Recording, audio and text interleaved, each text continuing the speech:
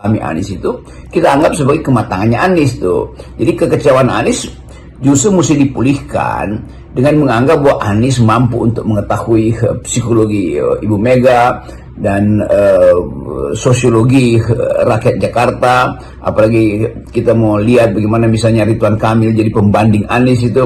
Kan rakyat Jakarta juga punya pemahaman tertentu terhadap Ridwan Kamil, dan mungkin Ridwan Kamil lagi berupaya membaca psikologi Jakarta terhadap Anies, dan dengan pengetahuan itu dia mungkin melirik Anies untuk dijadikan semacam simbol bagi dia tuh, atau mencari kepastian apakah pendukung Anies akan pindah ke Ridwan Kamil karena Ridwan Kamil didukung oleh PKS misalnya. Tapi hal yang paling penting bukan itu, yang penting adalah sikap Anies.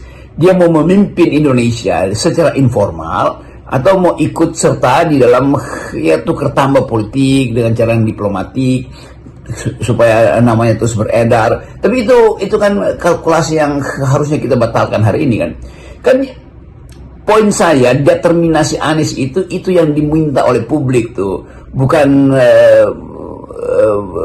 diplomasi yang dalam banyak keterangan itu masih basa-basi bahwa ya memang penting tapi rakyat tidak menghendaki, atau rakyat Jawa Barat tidak mengundang secara masif seperti Jakarta misalkan. Itu juga menunjukkan buat apa minta diundang untuk nyalek, untuk nyagup di Jawa Barat.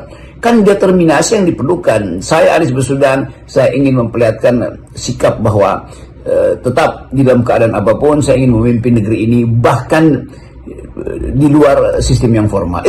Itu lebih menunjukkan sikap kepemimpinan daripada masuk dalam bujukan formil yang isinya adalah tukar tambah. Di kemudian hari orang akan bongkar juga motif-motif macam ini.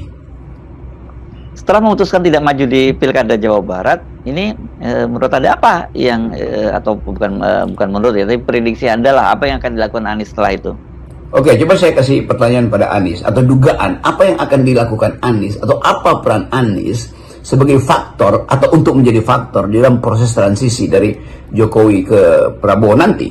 Apa yang akan Anies persiapkan misalnya kalau transisi itu mengalami guncangan berat, Jokowi misalnya hard landing dan Prabowo belum bisa ada di runway misalnya. Kan semua ini hal yang harus dihitung oleh Anies secara strategis.